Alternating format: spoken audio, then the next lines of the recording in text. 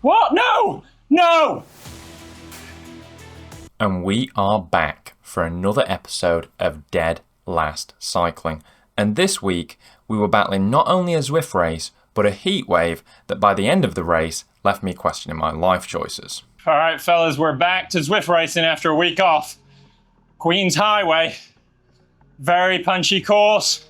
It's actually quite close to me, this one. It's a bit of a smaller group. This is the Monday primetime slot, but it's 30 degrees plus across Europe. So a lot of people will be enjoying the weather, which maybe I should have done because it's over 30 degrees Celsius in my garage, and that's before I even started pedaling and turning the Zwift machine on. The official starting temperature, according to my ancient Garmin 500 at least, was 36 Celsius. So if today's race went badly, at least I'd get a little bit of heat acclimatization training out of the deal. Here we go, punch number one. Want to spin it up into this, and then ride that speed up the little ramp. Tail gunning into the punches and then riding the draft for the rest of the way was the game plan for today. We are going to lose some watts today due to the heat. I've got plenty of fans going, but there's only so much you can do.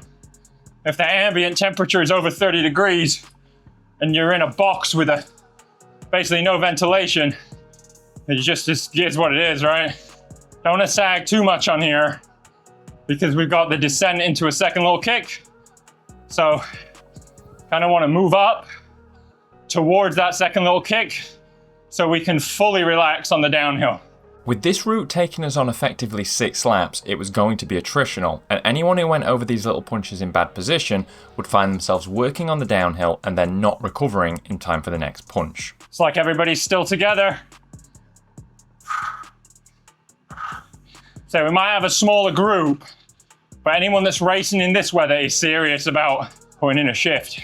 Got the secret weapon, the ice bag. Try to bring the temperature down just a little on this descent. Might be a bit too try hard, but the air is soupy in this garage. So, do what you can do. In practice, I don't think this ice bag actually helped very much, and according to my Garmin, at this point the temperature in my garage was already getting close to 38 degrees Celsius, which for my American friends is 100 Fahrenheit. Our group was still mostly together, but by the end of the next lap, we started to lose people. We got to split off the back. A couple of guys dangling on the front. 1, 2, 3, 4 more laps in the climb. 4 more laps of what is, somewhat at least, a home race for me. I'm from Yorkshire, basically. And this is what Yorkshire is like. It is constant kicker after kicker after kicker. Mad descent into a corner, into another kicker. So you get stung by the kickers, but you can't take the speed off the descent because you've got an hairpin bend at the bottom. And it's usually down a back lane and you don't have to detract around a corner. The first 2 laps had been ridden at a fairly controlled pace, but as we entered the third little climb of the day, the pace really hardened up as people started to try to thin the herd. Yeah, really stringing out on this lap. When the pace goes up like this and the peloton is lined out, you can't risk drifting backwards during the climb, or before you know it, you'll be caught behind a split and having to put in a full gas effort to get back on. That one was hard work. Aero again, don't like that. Hard work, but we got over in good position, 3 laps down, 3 to go. Let's take some water on board, man, I'm so warm. This was a short race, so realistically, I probably wouldn't have any effects from dehydration by the end of it if I didn't drink, but it's always smarter to take some fluids on board, and it can just generally make you feel better. I don't know if where I used the aero is the best place last lap, but doesn't seem like many opportunities to really get much of an advantage from it. I think in reflection, popping the aero right at the banner was probably the best place, but it took me a while to figure that out, and either way, it's not a great power-up to have on this route. I have to say, I really dislike the races with random power-ups. They might not be huge boosts, but Zwift races are won and lost on fine margins, so you end up with the wrong power-up at the wrong time, it can massively affect your result. Just gotta think, everybody is hurting. The pace hadn't been super high, but this was starting to get tough. There were only 2 laps of the circuit left before contending with the lovely after party climb though, so we just had to keep working. Over the course of the last 4 laps, our 50-strong group had been thinned to about 25 riders, with us shedding a few more each time over the top of Kent Road. This penultimate circuit though had everyone holding their breath slightly. The pace had lifted a bit compared to the start of the race, but it felt like everyone was saving themselves for the final lap. All right, one more. This last one's gonna be explosive. One final lap and then the Yorkshire KOM reverse up to the finish line. At some point, the pack was going to explode. The power is not that crazy today, but this heat, man. This heat is insane. Based on what my Garmin reading was for this point in the race, the temperature in my garage had risen from a positively mild 36 Celsius at the start of the race to over 40 C, or over 105 degrees Fahrenheit. By the end of the race, it was so hot that my camera actually shut off. But hey, who cares?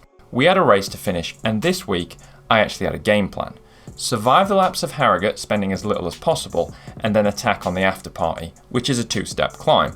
I wanted to tail gun into the first super steep section and follow the wheels of anyone that attacked before launching my own attack over the top of them after the flatter section. If all that worked, it'd be a question of could I hold on or would my legs and lungs fail me? Gotta look for people attacking on this descent now. One last second with the ice bag and another sip of water, and it was about time to put theory into practice. There was a good chance if I could ride this climb well that this would be my final race in Cat C. I desperately wanted to go out with a win. I punched through the group exactly as planned, and when JK and Ruo attacked, I went to follow. What? No! No! My connection flickering at the near worst possible time was not part of the plan, but luckily it didn't go out long enough for my power to stop recording, or for me to slip out of the draft.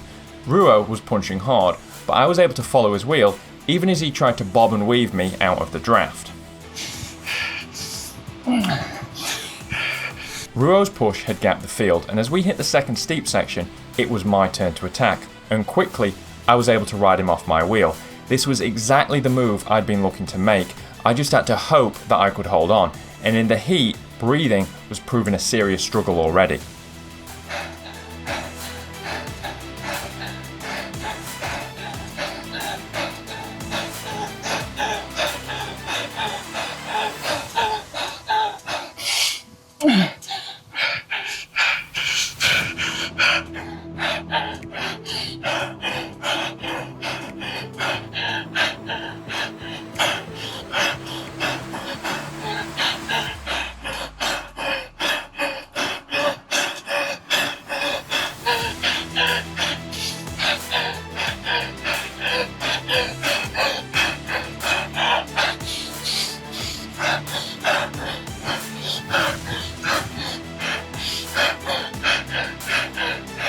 No!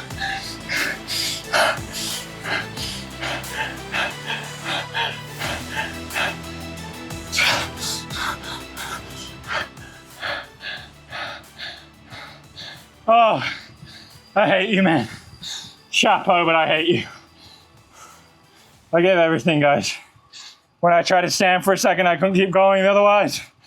I just suck at this. Oh, I wanted that so bad. And that is where my camera cut out. Thankfully, it has now cooled down in my garage. And look, second place is obviously great, but as a toxically competitive person, not getting the win there will take me just a little bit to get over. One of the reasons I wanted the win so much is I knew that was the end of the road for Cat C and we'd be getting promoted to Cat B. Going out of Cat C with a win would have been perfect, but you can't always get what you want in life. I think all things considered, the journey through Cat C has been a great success, and that's in no small part to you guys. All the comments, advice and support I get here makes a real difference, so thank you. Out of 14 races, I've had 3 third places, 4 second places and 1 victory, a podium rate that I'm really happy with.